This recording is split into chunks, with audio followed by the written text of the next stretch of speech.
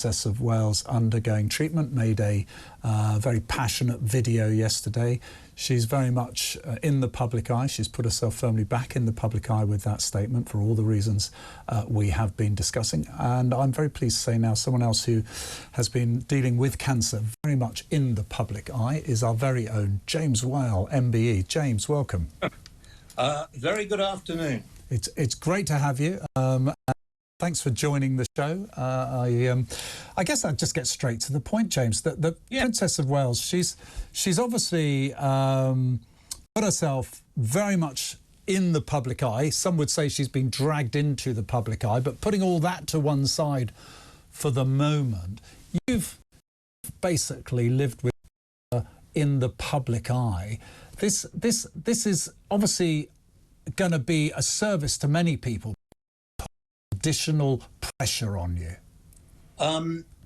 Not for me, and I'll tell you why in a moment, but I do feel so sorry for her, because she is, I mean, we might be in the public eye, but nowhere near as much as the royal family. I mean, they're all over the world, and she's young, and she's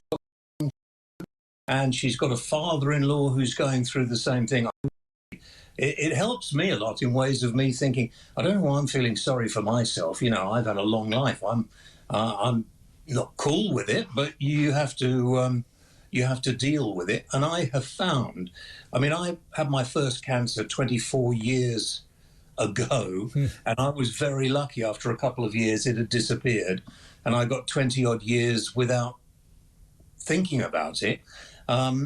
And then it came back about 4 years ago, terminally, and I'm just dealing with it. And I found the best way, because people keep asking you about it and keep talking to you about it, the best way for me is to talk about it. I find that I do my podcast every week with my wife about how we're doing and what's going on, and that gives us more help than anything else, because a lot of people feel in some way that if they get cancer, it's their fault, that they've done something wrong, that they are in some way inadequate. And that is not the case. You can't, you know, you can be 100% fit and get cancer. I've just, funnily enough, yesterday, I started around the last round of chemo I'll ever have. And it was touch and go whether I would have that one. But my oncologist said, I think you should. I'm going to say yes to it. And I was thinking, I was talking to my wife about it and saying, well, you know, I'm reasonably okay, but obviously getting worse. If I'm going to get really bad side effects, hey, I might lose my hair. And where would I be then? So I started 2 days ago. I take a pill every day and then have a couple of days off, depending how I'm feeling.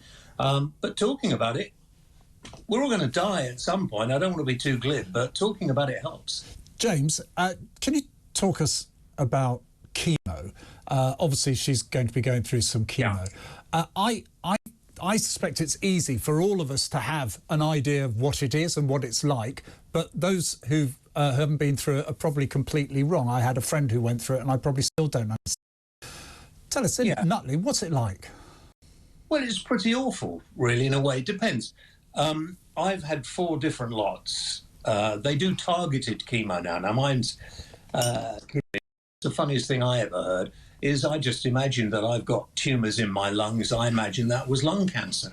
But I've got kidney cancer. I've got it in my lungs as well as in my head and my bones and a couple of other places. But they're all kidney cancer tumours. I didn't know that, so I thought I'd share it with you. But taking chemo, either you go into hospital or you're put on a drip, or, and I've done that as well, I had a course of what they call immunotherapy. Yeah. And now the latest couple of chemos I'm on, I take a pill. The problem is that the side effects can sometimes be worse than the cancer. I mean, my voice is going a bit croaky now. That's a side effect. You know, I took some and my face and my body blew up like a balloon. That's a side effect. There are all kinds. And by the time you've had the side effects read to you, because they have to do that now, you think, oh, I don't want to do this, I bet. Yeah, I bet. Look, you said that you were whether to do that or not. But can I just change tack for a minute? You said something earlier that I sort of flinched at, and I thought, blimey, that's interesting. You said that people will come and talk to you about cancer. You see, I know you, and I know you want to talk about this. I think it's a great thing that you do. But I think the British and people generally are really reluctant to talk to you about it and even acknowledge it's there. And do you find that a little bit of a problem? Because some people say, I don't want people thinking of me as a cancer patient. I want them to think of me as James Whale or Joe Bloggs. Yeah.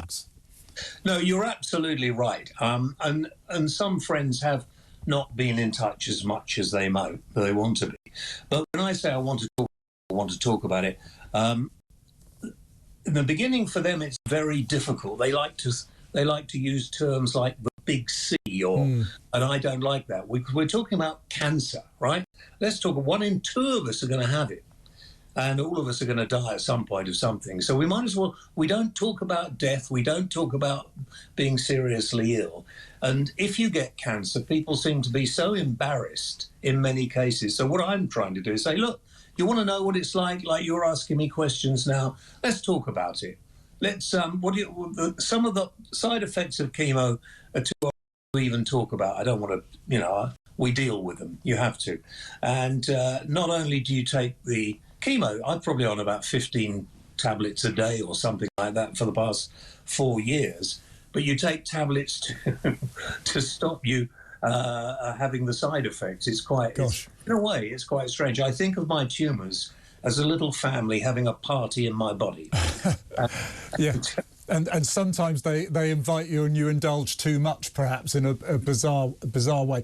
Can we just talk a little bit for some people? And I thought Kate did this very well. She said she was talking to the cancer community, or she didn't use those words, but we all understand the point. I mean, there will be people out there who really probably don't have family support and could feel very isolated. I mean, what is there out there for people who don't have the kind of support that you think they should get? And I'm talking about your wife, I'm talking about family and friends. Do you know, I think the most difficult thing is to be the partner of somebody who has cancer. I think it is a very difficult situation. If I didn't have my lovely wife by my side, I think I'd probably have mixed all my drugs up by now and disappeared some years ago. If you are on your own, and I mean, some of the things they talk to you about, I have no idea what the doctors are talking about. It's quite difficult. Most charities, I would think, most cancers have a charity.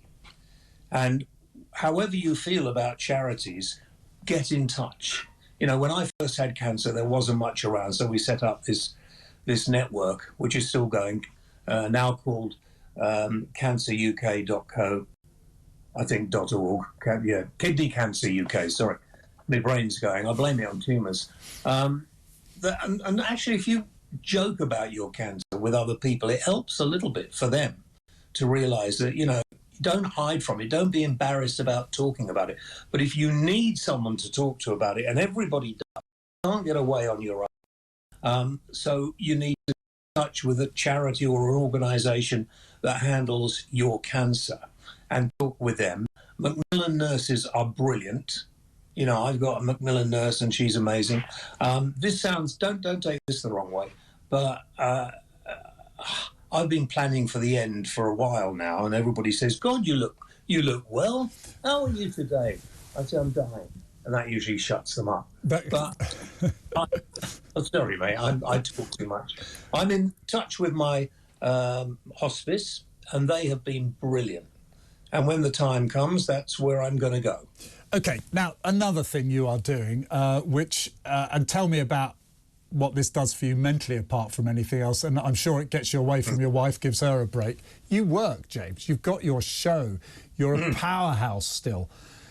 Is that probably one of the best drugs you could have?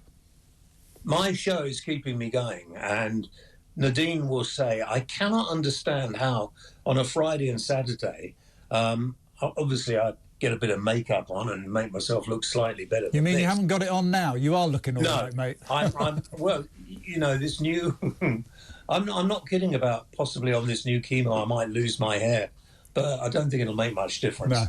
No.